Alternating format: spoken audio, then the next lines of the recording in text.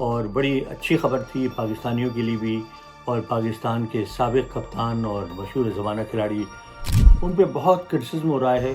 ہر کھلاڑی پر ایک برا پیچ آتا ہے، تو ہر کھلاڑی اس تجربے سے دوچار ہوتا ہے کہ وہ اپنی عظمت کو قائم رکھے، اپنے نام کو برقرار رکھے۔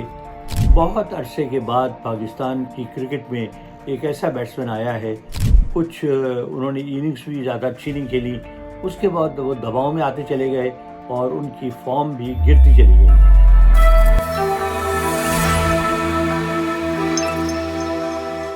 بسم اللہ الرحمن الرحیم، السلام علیکم۔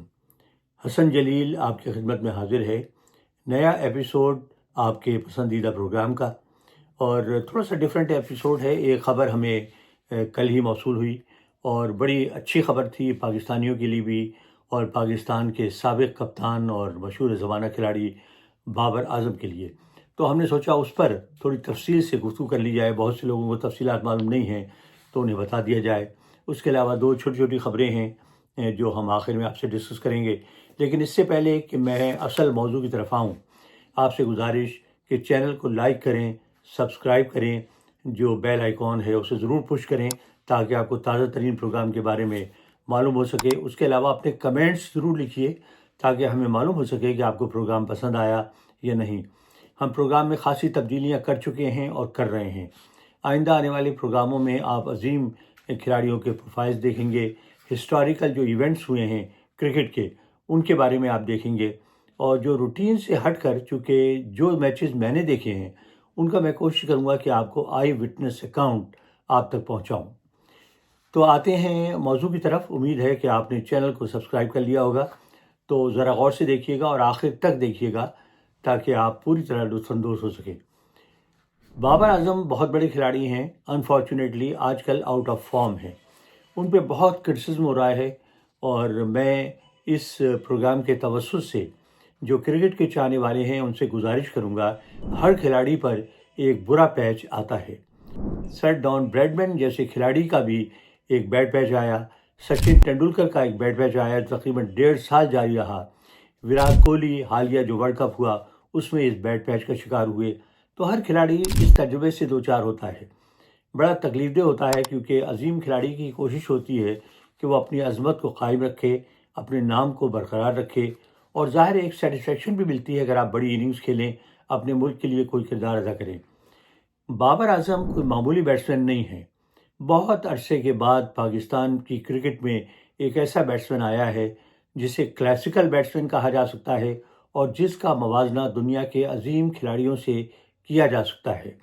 آپ کو یاد ہوگا کہ 2022 میں جب بابر اعظم اپنی پوری فارم میں تھے، انہیں فیبولس 5 میں شامل کر لیا گیا تھا، جن میں آسٹریلیا کے اسٹیو اسمتھ، نیوزی لینڈ کے کین ولیمسن، اس کے علاوہ وراٹ کوہلی اور بڑے بڑے عظیم کھلاڑی شامل تھے۔ ظاہر ہے ان کھلاڑیوں کے نام بہت بڑے ہیں، اور ان میں بابر اعظم بھی شامل تھے، اور بابر کی یہ فارم 2022 کے آخر تک برقرار رہی، لیکن میں سمجھتا ہوں اس کے بعد وہ سائیکولوجیکلی انڈر پریشر آ گئے، کیونکہ ایک تو ان پہ بہت زیادہ کرٹیسزم ہو رہا تھا، کچھ انہوں نے اننگز بھی زیادہ اچھی نہیں کھیلی، اس کے بعد وہ دباؤ میں آتے چلے گئے اور ان کی فارم بھی گرتی چلی گئی۔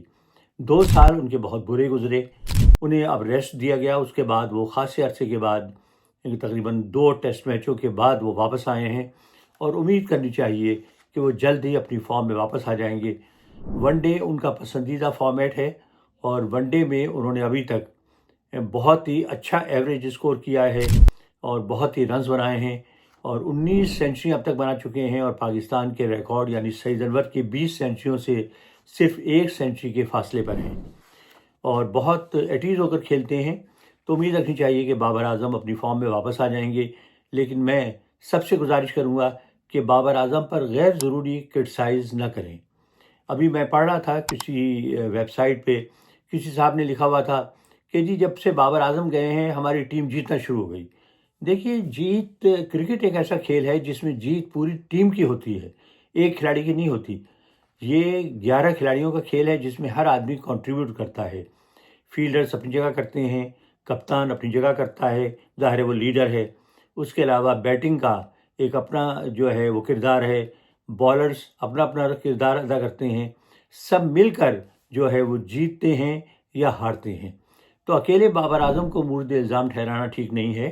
بابر کو تھوڑا وقت دیجیے، انہیں انکریج کیجیے تاکہ وہ ایک جو ذہنی دباؤ ہے اس سے آزاد ہو کر اپنا فطری گیم کھیل سکیں۔ مجھے امید ہے کہ بابر اعظم بھی اپنے اعصاب تھوڑے سے مضبوط کریں گے اور آئندہ آنے والے وقت میں بھی ایک برے پیچ کے لیے تیار ہوں گے، اور امید ہے کہ اس ون ڈے ٹورنامنٹ میں وہ بہت اچھی پرفارمنس دیں گے۔ تو بابر کے متعلق خبر یہ ہے کہ انگلینڈ کے کرکٹ بورڈ نے ان سے کانٹیکٹ کیا، اور ایک پوری کمیٹی ہے جس میں لارڈس کے نمائندے بھی شامل ہیں، اور ان سے ریکویسٹ کی گئی کہ جو ہماری ایلیٹ گیلری ہے، جو لیجنڈز کی گیلری ہے، اس کے لیے اپنے بیٹ کو وہ تحفتاً جو ہے ایم سی سی کو دے دیں۔ اس گیلری میں بڑے بڑے نامور کھلاڑیوں کے بیٹ رکھے گئے ہیں۔ چند نام میں آپ کو بتاؤں گا، ان میں والی ہیمنڈ کا بیٹ ہے جنہوں نے سب سے زیادہ فرسٹ کلاس سینچری بنانے کا ریکارڈ قائم کیا۔ سر ڈان بریڈمین کا بیٹ ہے، ظاہر ہے وہ کسی تعارف کے محتاج نہیں۔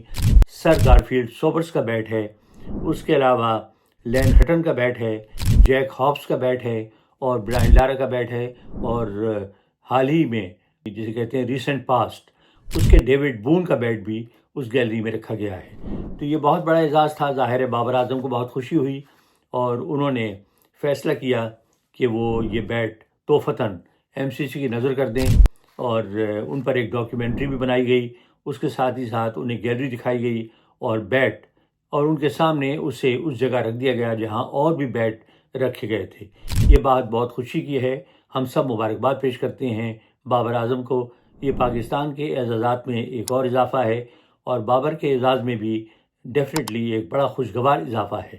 ہمیں امید ہے کہ وہ اس اعزاز کا مان رکھیں گے، اور آسٹریلیا کے خلاف جو سیریز ہے اس میں بھرپور انداز سے وہ کھیلیں گے، اور ہم پرانے بابر اعظم کو دوبارہ چوکے اور چھکے لگاتے ہوئے دیکھ پائیں گے۔ جہاں یہ ایک بہت اچھی خبر ہے، وہاں ایک بری خبر بھی ہمیں ملی۔